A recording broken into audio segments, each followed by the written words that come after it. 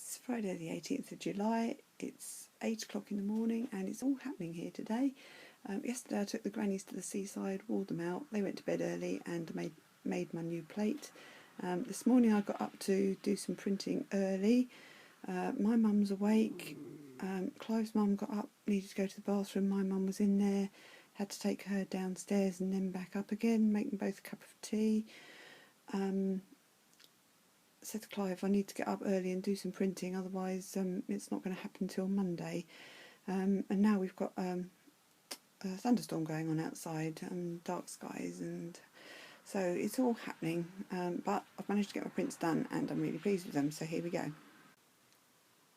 This was the new plate that I made last night, and I have reversed the embossing and put all the emphasis on the body lines.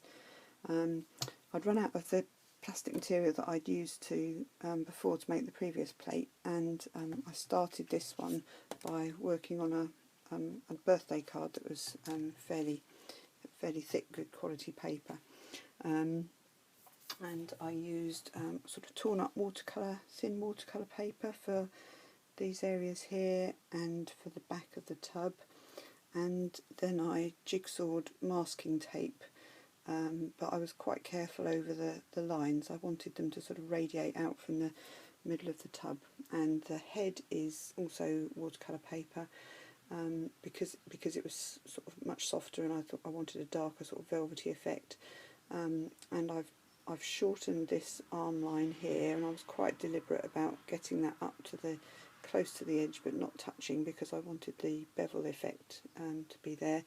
And I've also tapered this line through the head so that it now doesn't extend beyond the head, because that kind of destroyed the feeling of a body. And as before, the plan was to use red and yellow, but I was also made sure that I didn't mix my colour on the plate, but rolled red first and then yellow over the top. So that's my plate,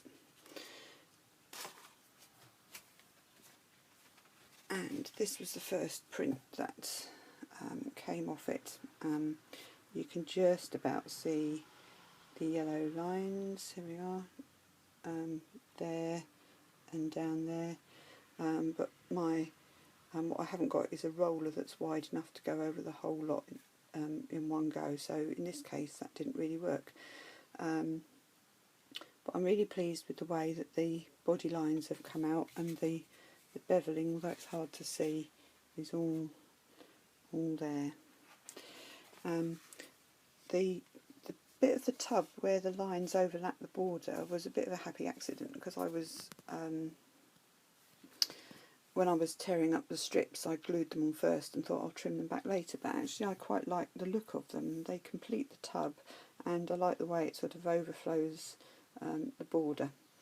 So yeah, huge improvement on the previous one, so I'm really glad I came back to doing it. Still not quite right. This one I was better as the plate was beginning to settle down, and the inking's a bit more interesting, and the lines in the bottom of the tub are beginning to come through.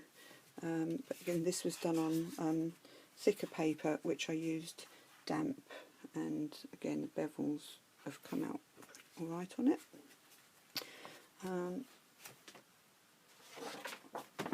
What I also found doing these was again the same effect with the roller, where I was rolling one colour over another.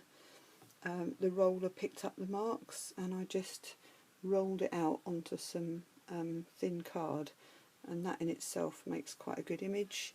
And I actually prefer this one, the first one I did.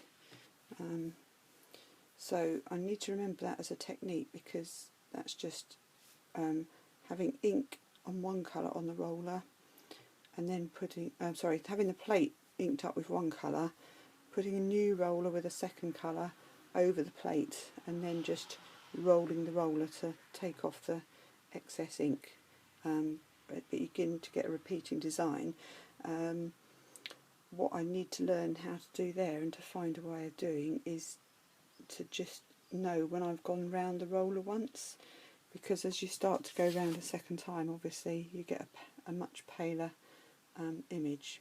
But I thought they were really interesting prints in their own right.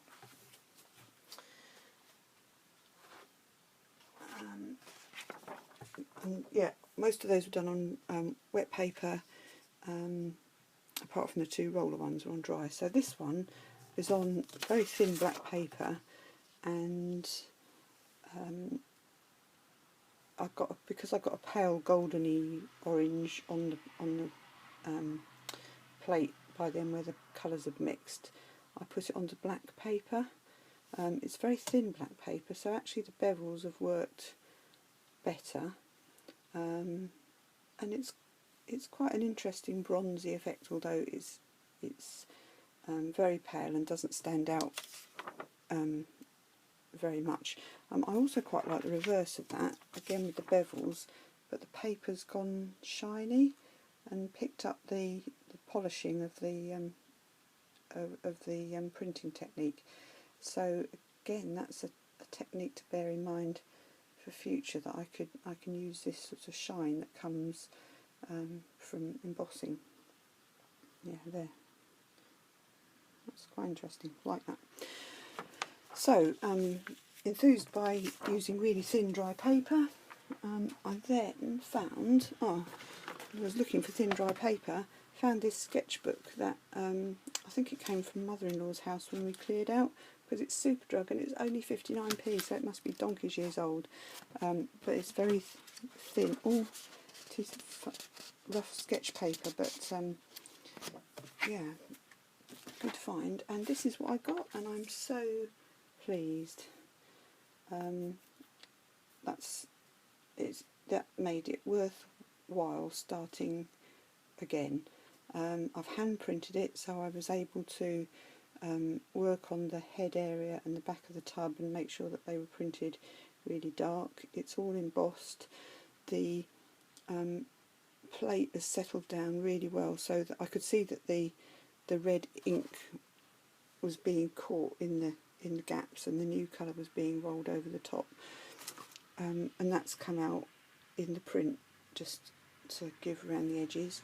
The masking tape has come out very clearly. Obviously the paper's a lot more sensitive about what it picks up, and what this one's done is picked up the texture of the card that was used on the birthday card, which I hadn't even noticed. It was only when I did this print thought, oh, where did those lines come from? It's the card of the original birthday card. So this paper's really nice and sensitive and picks all that sort of thing up. And again, the beveling is all there. The tools I used were my sponge thing I'd made, which ages ago got covered in green when I was working through some really fine tissue paper, but actually when you're on the back of the print that quite helps, because you can really see where you're going. And then when I was darkening these areas, that made it much easier to see exactly where I was working. And the bevels I put in, I used a clay marking tool which just fitted in there really well. I used this one with a square edge, fitted in really well and allowed me to work up into the corners. And I also used this stylus just to give it some definition, especially around the edge of the rectangle. So, complicated morning, but really worthwhile in the end, and I'm very pleased with this as my submission for Project 1, which is the rational abstract print.